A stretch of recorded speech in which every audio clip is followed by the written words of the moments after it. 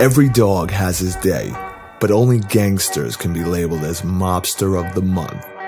On the next installment of Mobster of the Month, we focus not only on the best-dressed mobster of all time, but also one of the most controversial and talked about mob bosses of the century. The man we're referring to goes by the names the Teflon Don, the Dapper Don, and the incomparable John Gotti. Gotti, although being a formidable character, was surrounded by non-stop controversy who left blood, corruption, and destruction in his path. Many say his legacy brought the Godfather's Don Corleone to life in the real world.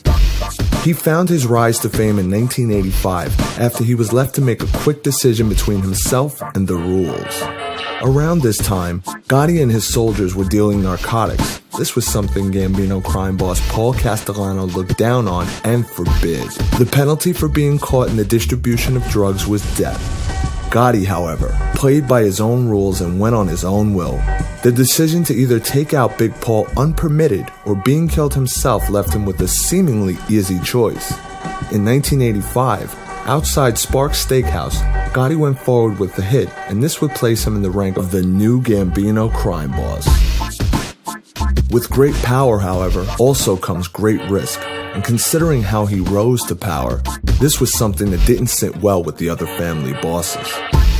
Two of these bosses being Vincent Gigante and Anthony Corallo. Both wanted him dead, so they ordered Lucchese Capo's Vic Amuso and Anthony Casso to plant a bomb under Gotti's car. However, Gotti avoided death as he avoided many troublesome encounters during his reign as boss. The Teflon Don dodged the attack, making him live up to his invincible nickname and reputation that he'd acquired years later. Around the same time, Gotti was also being acquitted on many court cases, including missing persons, racketeering, and influenced jury or witnesses.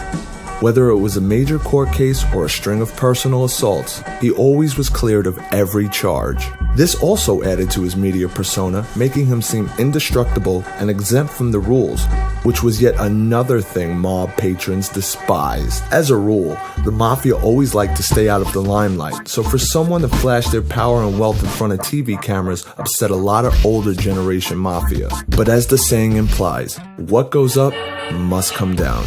And finally, in his last court hearing before prison sentencing, John Gotti's reign would fall.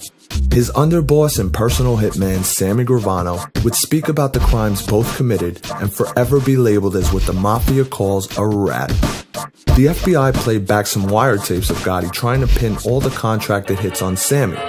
Gravano was angered when hearing John speak about how greedy he was and trying to frame him for the murders of Castellano, Thomas Bilotti, Robert DiBernardo, Liborio Milito, and Louis De Bono.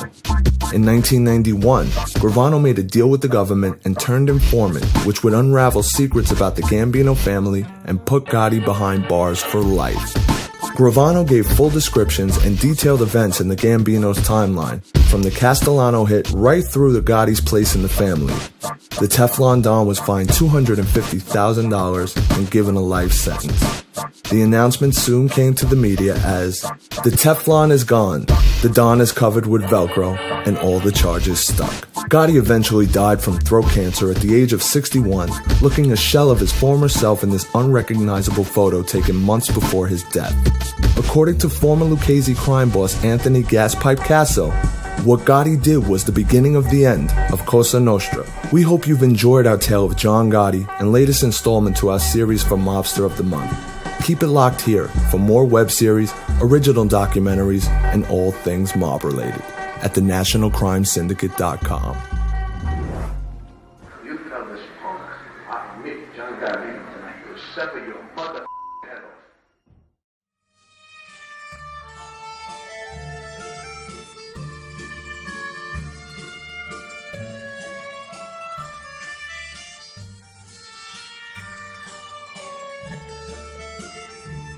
You're now rocking with the best, NCS Costa Nostra. Welcome to the Sting of Oz. The search is over. Every series helps bring you a step closer to the life of the mob without dangerous exposure of what went down. Plus Mobster of the Month. Original content if you're searching on a hunt for the Who's who, or the best dressed guy, the type of guns they use, the fuse and mob wire. We supply everything as soon as you log on to the National Crime Syndicate.com. From John Gotti the Don back to Mustache Pete, Big Joe, Al Capone, and Paya Lansky. So sit back, relax, and enjoy the ride, cause the code of silence here no longer applies. So make sure you subscribe and stay tuned in, cause over here we like to keep this thing moving.